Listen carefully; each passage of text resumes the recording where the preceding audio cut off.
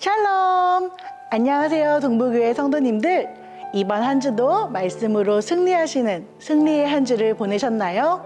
혼자라면 어려웠을 성경 통독이 이렇게 함께하니 힘을 내어 어느새 23주차까지 함께 올 수 있게 되었습니다. 이번 주는 지난주에 이어 선지서 이사야 28장에서 48장의 말씀을 살펴보고자 합니다. 이사야서의 구조는 크게 세 가지 예언의 구조로 나누어 볼 수 있습니다. 1장부터 39장까지는 아수르에 관련된 이스라엘과 세계의 심판과 구원 예언, 40장에서 55장까지는 바벨론 포로들 중에 남은 자들의 회복 예언, 마지막 56장부터 66장은 공평과 정의에 따른 심판과 시온의 온전한 회복 예언입니다. 이러한 구조 속에서 이사야서 28장에서 35장까지의 말씀은 하나님보다 주변 강대국인 아수르나 애굽, 자신들이 가진 부를 더 의지하고 말씀 듣기를 거부하며 말씀을 지키지 않은 교만한 유다와 예루살렘을 향한 하나님의 심판에 대한 예언을 담고 있습니다.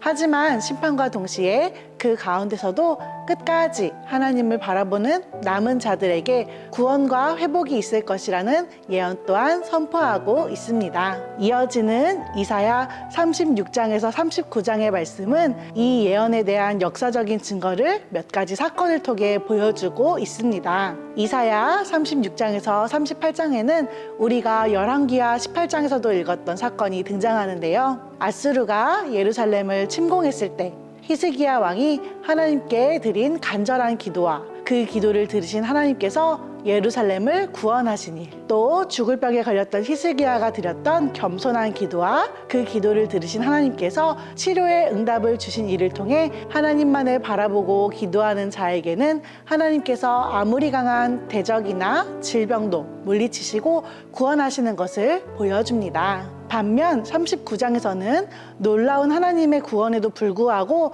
또다시 하나님께 교만의 죄를 범하는 비극적인 모습을 보여주는데요. 경솔하게 바벨론 서신들에게 왕궁의 모든 보물을 보여주며 바벨론을 의지하는 히스기야에게 하나님께서는 선지자 이사야를 통해 바벨론에게 모든 것을 빼앗길 것이라는 심판을 예고하시고 그 말씀대로 바벨론에 의해 멸망됨을 통해 하나님을 따르지 않은 이스라엘 백성에 대한 심판의 예언이 성취되었음을 보여줍니다. 이후 이어지는 이사야서 40장의 말씀은 바벨론 포로 시대에 선포되었던 말씀으로 포로 생활로 고통을 당하는 포로민들을 위로하며 구원과 회복의 메시지를 선포합니다.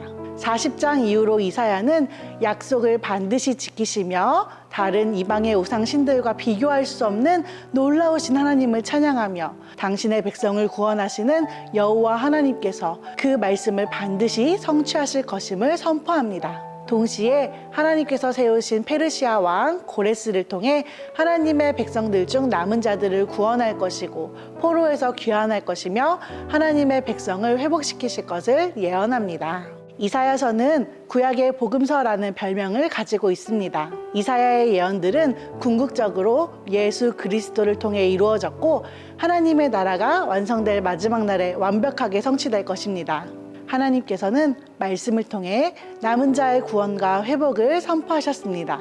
이사야서에서 말하는 남은 자란 하나님께 회개하고 하나님의 용서를 구하는 자, 즉 마지막 심판 때까지 신앙을 지키는 우리 그리스도인들 모두를 지칭합니다.